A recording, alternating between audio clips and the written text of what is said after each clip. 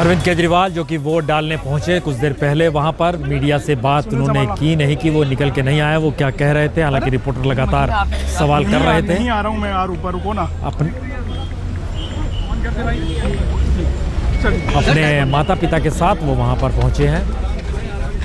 उनके माता पिता नज़र भी आ रहे हैं। ये तिलक लेन का इलाका है जहां पर कौशाम्बी में पहले रहते थे, फिर दिल्ली विधानसभा चुनाव में उन्होंने घर का पता बदला और दिल्ली आए, और उसके बाद फिर सीएम हाउस जो कि तिलक लेन में मिला, वहीं पर इनका वोटिंग है, वोटिंग देने पहुंचे हैं। बहरहाल अलग अलग तस्वीरें दिल्ली, गुड़गांव, नोएडा, बिहार, जम्मू और केरल। केरल की सभी सीटों पर हो रहा है, हरियाणा की सभी सीटों पर हो रहा है, दिल्ली की सभी सीटों पर हो रहा है। ये 3 राज्यों में सभी सीटों पर यहाँ वोट डाले जा रहे हैं। जम्मू कश्मीर में सिर्फ जम्मू है। जमुई वो इलाका है जहाँ से चिराग पासवान लड़ रहे हैं, सुरक्षित सीट है ये। बिहार की दरअसल 10 सीटों पर यहाँ पर वोटिंग पड़ रही है। नोएडा जो कि यूपी का हिस्सा है, गौतम बुद्ध नगर के तौर पे जाना जाता है, यहाँ की भी 10 सीटों पर वोटिंग पड़ रही है।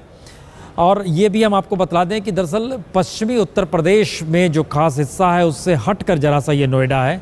गाजियाबाद उसका एक सिरा जरूर पड़ता है पश्चिमी यूपी का, लेकिन नोएडा एक दूसरे सिरे के तौर पर ये है, और ये गौतम बुद्ध नगर के तौर पर जाना जाता है, एनसीआर का हिस्सा है। अलग अलग जगहों पर जो दिल्ली की वोटिंग है वो शुरू के 2 घंटों में 10% नज़र आई है। पश्चिमी उत्तर प्रदेश में कई जगहों पर 20% तक की वोटिंग की खबर आ रही है। बहुत तेज़ी से वोटिंग पश्चिमी उत्तर प्रदेश में हुई, और पश्चिमी उत्तर प्रदेश में लोग सुबह से ही खासतौर से युवा तबका भी नज़र आया और बुजुर्ग तबका भी नज़र आया जो कि वोट डालने वहाँ पर पहुँचा।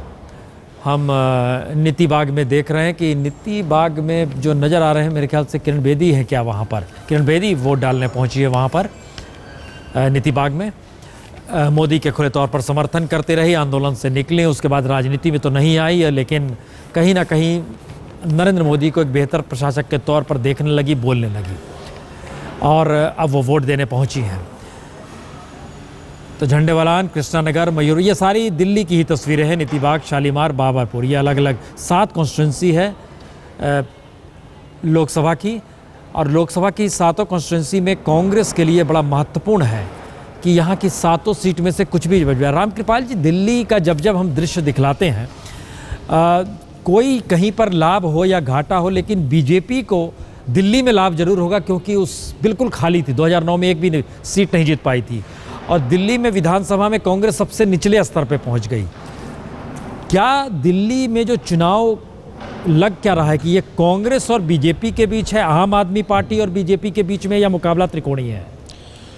प्रसून जी, थोड़ा समय पहले तो ये लगता था कि ये आप और बीजेपी के बीच है, लेकिन आज की तारीख में कोई ये गारंटी से नहीं कह सकता है कि ये बीजेपी और आप के बीच है, या बीजेपी, कांग्रेस और आप तीनों हैं। क्योंकि एक बात तो देखिए, विधानसभा चुनाव में जो बीजेपी को वोट पड़ा, उस समय बहुत आप जो था, आप अपने चरम पर थी, जो भी आपका प्रभाव था वो काफ़ी था, और केजरीवाल के रूप में एक नेतृत्व भी सामने था, यानी चॉइस भी थी कि मुख्यमंत्री बनने की। हर्षवर्धन थे, केजरीवाल थे, शीला दीक्षित थी।